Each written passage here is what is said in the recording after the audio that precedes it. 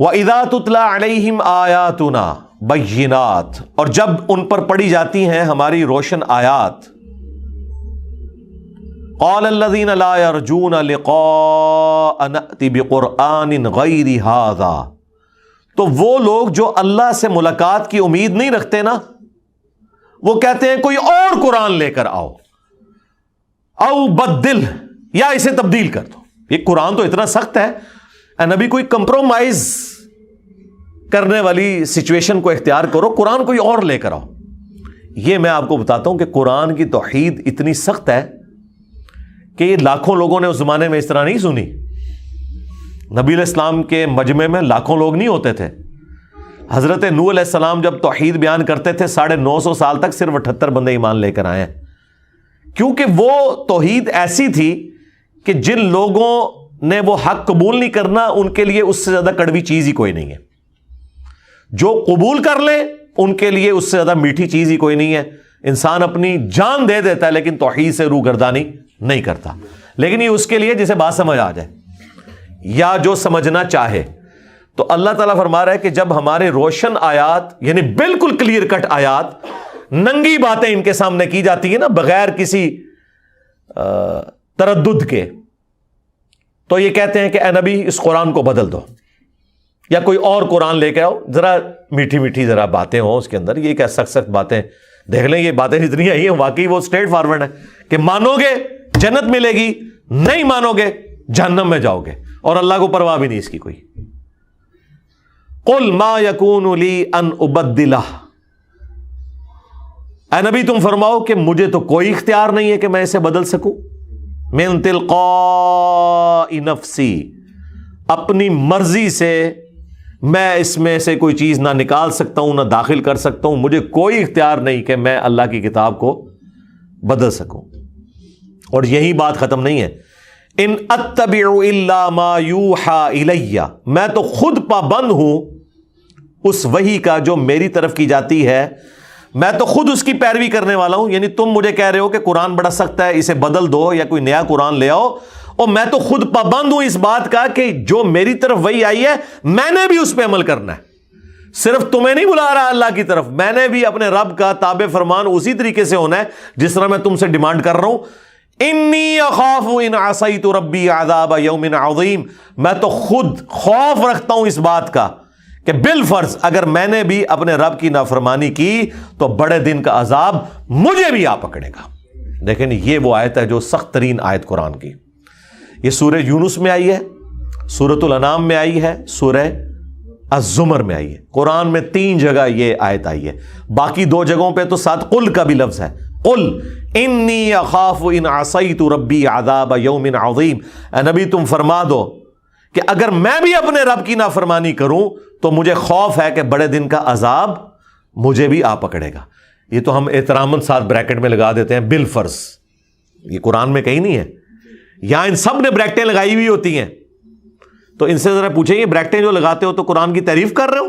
وہ کہتے ہیں نہیں، سمجھانے کے لیے بریکٹ لگانی پڑتی ہے کہ یہ نبی کے ذریعے سے امت کی اصلاح کی جا رہی ہے۔ اس کا مطلب ہے بریکٹ میں اگر کوئی تفسیر کے طور پر بات کی جائے تو وہ قرآن کی تحریف نہیں ہوتی۔ یقیناً نبی تو قطعی جنتی ہے، وہ اللہ کی نافرمانی نہیں کریں گے، ان کے ذریعے سے امت کو کہلوایا جاتا ہے۔ امت کو اس لیے کہلوایا گیا تھا کہ کوئی امتی کل کو اٹھ کے یہ کہے کہ تم ہمارے سلسلے میں بیعت ہو جاؤ، میں اس وقت تک جنت میں نہیں جاؤں گا جب تک کہ سارے مرید اپنے ساتھ لے نہ جاؤں۔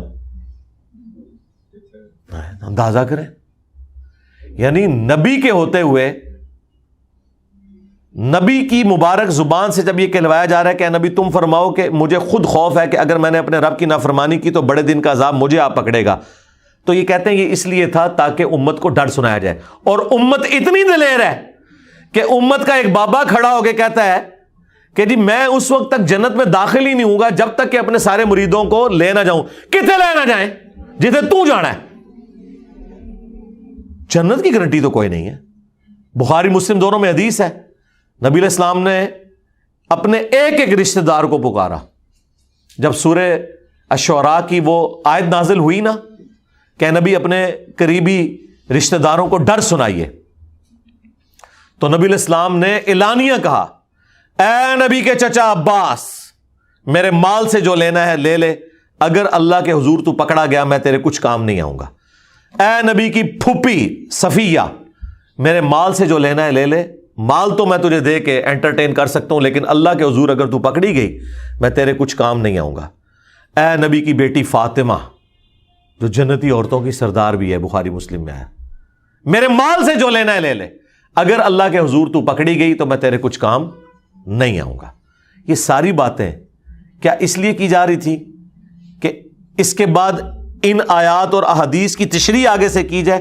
اے نہیں جی یہ تے سانو سمجھانے واسطے سی، اللہ دے نبی تے کدے گناہ نہیں کر سکتے۔ بالکل یہی ہے تے سمجھے ہو تسی، تواڈے وڈے سمجھ گئے، نبی کے بعد تو سارے برابر ہیں نا، چاہے حضور کے زمانے کا کوئی انسان ہے وہ بھی فالوور ہے، چاہے قیامت والے دن تک جو آخری انسان ہے وہ بھی فالوور ہے۔ مرتبے میں فرق ضرور ہو سکتا ہے لیکن فالو تو سب نے کرنا ہے، دھمکی تو سب کے لیے ہے۔